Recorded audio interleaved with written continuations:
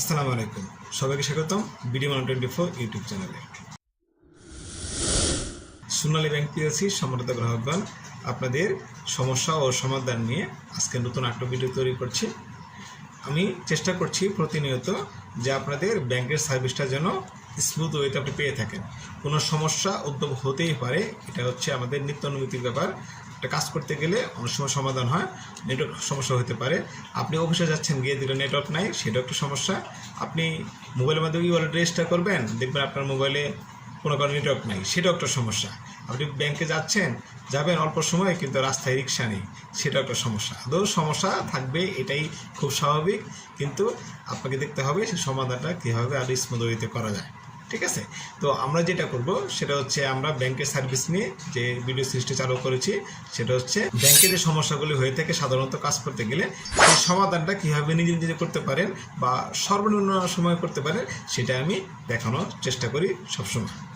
তো আপনারা এই চ্যানেলটি ফলো করতে পারেন। যারা এই চ্যানেলে নতুন তারা কিন্তু লাইক দিতে পারেন, আপনাদের প্রশ্ন যেটা সেটা আপনি প্রশ্ন করতে পারেন, এবং পরবর্তী ভিডিওগুলি নিয়মিত পাওয়ার জন্য সাবস্ক্রাইব বাটনটি আপনি ক্লিক করতে পারেন। অবশ্যই বেল আইকনটি ক্লিক করে রাখবেন, যেন আপনার ভিডিওটি আমি আপলোড করার সাথে সাথে আপনার ওখানে নোটিফিকেশন চলে যায়। কী বিষয়ে আপনার ভিডিও দরকার সেটাও যদি আমার কমেন্ট বক্সে আপনার পরামর্শ হিসেবে দেন, সেটাও কিন্তু আমি গ্রহণ করার চেষ্টা করব এবং সেই বিষয়ে ভিডিও বানানোর চেষ্টা করব। আজকে আমরা আরও বেশ কিছু প্রশ্ন নিয়ে হাজির হয়েছি এবং সেই প্রশ্নগুলো উত্তর দেওয়ার চেষ্টা করব। এর আগে আমরা ইতিপূর্বে 3টি পর্ব করেছি বা কয়েকটি পর্ব করেছি সমস্যার সমাধান নিয়ে, সেই পর্বগুলো দেখে নিতে পারেন। প্রথম পর্ব, দ্বিতীয় পর্ব এবং তৃতীয় পর্ব, এই পর্বগুলো দেখুন, এই সমস্যা এবং সমাধানগুলো দেওয়ার চেষ্টা করব। আসুন আজকে ভিডিওতে চলে যাই, দেখি আজকে কী কী প্রশ্ন রয়েছে। সোনালী ওয়ালেট গ্রুপে একজন প্রশ্ন করেছেন, সেই সোনালী ওয়ালেটের পাসওয়ার্ড ভুলে গেছি, সমাধান কি? তার মনটা অত্যন্ত খারাপ যে তিনি পাসওয়ার্ডটা ভুলে গেছে, তিনি এখন অ্যাপসটা ইউজ করতে পারছেন না। সেটার সমাধান কিন্তু এই ভিডিওতে আছে, আপনি দেখে নেবেন। আমি ডেসক্রিপশন বক্সে সেটা কিন্তু লিঙ্ক দিয়ে দিলাম। খুবই সমাধান সহজ। যদি এখনও ওয়ালেটটি ইউজ করতে না পারেন, তাহলে বুঝবেন যে আপনি একটু বোকামি করেছেন, সমাধানটি সহজ ছিল, গ্রহণ করতে পারেননি। দ্বিতীয় প্রশ্ন হচ্ছে, আমি কালকে আমার ব্যাংক অ্যাকাউন্ট থেকে 3000 টাকা অ্যাড মানি করেছি, অ্যাকাউন্ট থেকে টাকা কেটে নিয়েছি, কিন্তু আমার নগদ অ্যাকাউন্টে টাকা অ্যাড হয়নি। এটাও একটা কমন সমস্যা। যখন বিকাশের সঙ্গে সোনালী ব্যাংকের প্রথম চুক্তি হয়, তখন এই সমস্যাটি নিয়মিত হতো এবং সেটার সমস্যাটা কিন্তু এখন ধীরে ধীরে অনেক কমে গেছে। এখন খুব কম ক্ষেত্রেই বিকাশের সঙ্গে ব্যাংকের, আমাদের সোনালী ব্যাংকের এই টাকা ট্রান্সফারগত সমস্যাগুলো কম হয়ে থাকে। আমি যখন প্রথম এটা করি, আমার 1 মাসের ভিতরে 2 বার হয়েছিল, এখন কিন্তু আমার অলমোস্ট একবারও হয় না গত কয়েক বছরে। যেহেতু নগদের সঙ্গে সোনালী ব্যাংকের লিঙ্কটাও খুব নতুন, বেশি দিন হয় নাই, মাত্র কয়েক মাস হয়েছে বা বছরখানেক হয়েছে, সেই জন্য এটার সমস্যা কিছুদিন হচ্ছে। আশা করি এটার সমস্যাটাও খুব দ্রুতই সমাধান হয়ে যাবে। বিকাশের ক্ষেত্রে যেটা করতে হয়, এই সমস্ত সমস্যা হলে কল সেন্টারে ফোন দিতে হয় বা বিকাশ সাপোর্টে কল দিতে হয়, তারা কিন্তু সমাধানটা করে দেয়। নগদের ক্ষেত্রে এই সমাধানটা আর একটু অ্যাডভান্স, আপনাকে ওয়েট করার প্রয়োজন নেই। আসলে পরবর্তী প্রশ্নে চলে যায়। সেখানে একজন গ্রাহক তিনি সহজে শর্টকাটে একটি প্রশ্ন করেছেন, শুধু লিখেছেন সমাধান কি, এবং একটি স্ক্রিনশট তিনি শেয়ার করেছেন, সেটা হচ্ছে চেক সার্ভিসেস রিলেটেড। তিনি বলেছেন যে, ডিয়ার কাস্টমার, এখানে নোটিফিকেশনে আসছে, dear customer, you already have a chequebook request, number of books to lift number 0 receiving branch Adapukurhat branch, এবং কারেন্ট স্ট্যাটাস হচ্ছে আন্ডার প্রসেসিং। তিনি হয়তো এই বিষয়টা বুঝতে পারেননি। আসলে তিনি অলরেডি কিন্তু একটা চেকবুকের আবেদন দেওয়া হয়েছে এবং সেই বই দেওয়া হয়েছে 2টা। এমন হতে পারে শাখা নিজেই 2টা লিখেছেন, অথবা কাস্টমার তিনি নিজেই 2টা ওখানে বলে এসেছেন যে আমার জন্য বই 10 পাতা 2টা বই দেওয়া হবে। যেহেতু একটা আবেদন দেওয়ার পর সেই প্রসেস করে আপনি চেকটা গ্রহণ করেননি, সেই কারণে কিন্তু আপনার নতুন করে চেক বই আপনি আবেদন দিতে পারবেন না। আমাদের এই গ্রাহক হয়তোবা তিনি মনে করেছেন, যেহেতু আমার চেক বই আসছে না, তাহলে আমি আবার আবেদন দিই। আর এই SMS-টা বা এই নোটিফিকেশনটা কিন্তু আপনার এই সমস্ত কারণে হয়েছে। তিনি পুনরায় চেকবুক রিকোয়েস্ট আবেদন দিতে গিয়েছেন, তখন এই নোটিফিকেশন চলে আসছে। কারণ যেহেতু তার একটি অলরেডি আবেদন আছে এবং সেটার সমাধান হয় নাই, সেক্ষেত্রে নতুন আর আবেদন সফটওয়্যার গ্রহণ করবে না। প্রশ্ন করেছেন MK রয় নামে, MNP করলে কি OTP আসবে? অভিজ্ঞ কারো মন্তব্য আশা করছি, অগ্রিম ধন্যবাদ।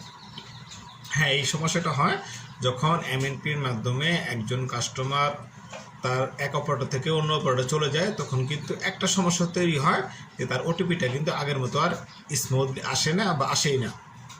সেক্ষেত্রে কিন্তু সমস্যা হলেও হতে পারে। সেক্ষেত্রে কিছু প্রসেস কাজ করে নিতে হয়। আপনার কল সেন্টার অথবা সাপোর্ট একটা অপশন আছে, সেখানে গিয়ে আপনার ইমেল করলেও সমাধানটা হয়। আসুন দেখি একজন কাস্টমারই এর উত্তর দিয়েছেন। যেমন একজন প্রশ্ন উত্তর দিয়েছেন পরাগ ইমাম, তিনি বলছেন আমারটাই তো আসে। হতে পারে তার কোনো সমস্যা এমনিতেই আসে, অথবা তিনি সমাধান করেছেন। এখানে আকবর হোসেন নামে বলছেন জি SL কমার্সে ইমেল করে MNP আপডেট করলে সব চলে আসে। অর্থাৎ মানে একটা ইমেল রয়েছেন, সেই ইমেলে আপনি যদি SMS ইমেল করেন সমস্যা উল্লেখ করে, তখন কিন্তু রেসপেক্টিভ যে অফিসার রয়েছেন তিনি এটা সেটিংটা ঠিক করে দেন এবং আগের মতোই তিনি কিন্তু আবার OTP পাবেন। আপনারা যদি সমাধান এভাবে পেতে বা ইমেল করতে না পারেন, তাহলে কিন্তু সহজেই আমাদের কল সেন্টারে ফোন দিয়ে সেই সমাধানটি পেতে পারবেন।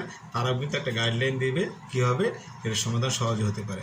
আর তারপর যদি না পারেন, আপনি আমাদের সোনালী ব্যাংকের যে শাখায় অ্যাকাউন্ট রয়েছে সেই শাখায় যান, সেই শাখায় গেলেও কিন্তু তারা একটা ইমেল করে দিবে, সেখানেও সমাধান পাওয়া সম্ভব। আসুন পরের প্রশ্নে যাই, সেটা হচ্ছে আমার কার্ড। আব্দুর রাজ্জাক নামে একজন প্রশ্ন করেছেন আমি আমার কার্ড অ্যাক্টিভ করার জন্য মেল করেছিলাম, কিন্তু এখনো অ্যাক্টিভ হয়নি, করণীয় কি? মূল কথা হচ্ছে অ্যাক্টিভ করার জন্য আপনাকে শাখায় কিন্তু যেতে হয়।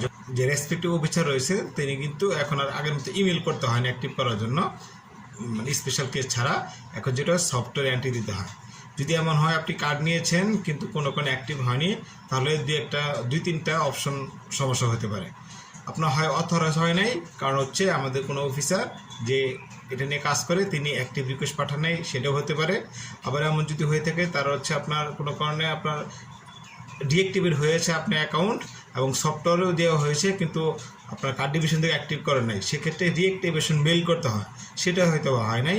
আবার এমনও হতে পারে আপনার অ্যাক্টিভেশন হয়েছে, আপনি কাজ করতে পারছেন না, কারণ আপনার ATM-এ যে পারমিশন রয়েছে অ্যাকাউন্টে সেটা দেওয়া নেই। বিভিন্ন কিন্তু সমস্যার কারণে এই সমস্যা হতে পারে। এই জন্য আপনি যেটা করেন, আপনার শাখায় যোগাযোগ করে আপনি বলে দেন যে আমার কিন্তু এখনও কার্ডটি অ্যাক্টিভ হয়নি। তখন তারা অবশ্যই একটা স্টেপ নেবে কীভাবে অল্প সময়ের ভিতর আপনার কার্ডটি অ্যাক্টিভ করা যায়। তো আজকে এই কটা প্রশ্নের উত্তর দেওয়ার চেষ্টা করলাম। আশা করি এই প্রশ্নের সমাধানগুলি পেয়েও কিন্তু আপনার উপকার হবে, কারণ এই ধরনের সমস্যা কিন্তু অনেকেরই হয়। আর আপনার যখন হবে তখন কিন্তু আপনার কোনো টেনশন করার দরকার নেই, কারণ আপনি জানেন কীভাবে এটার সমাধানটি হতে পারে বা আপনার যে সমস্যাটি হয়েছে সেটার সমাধান কী হতে পারে।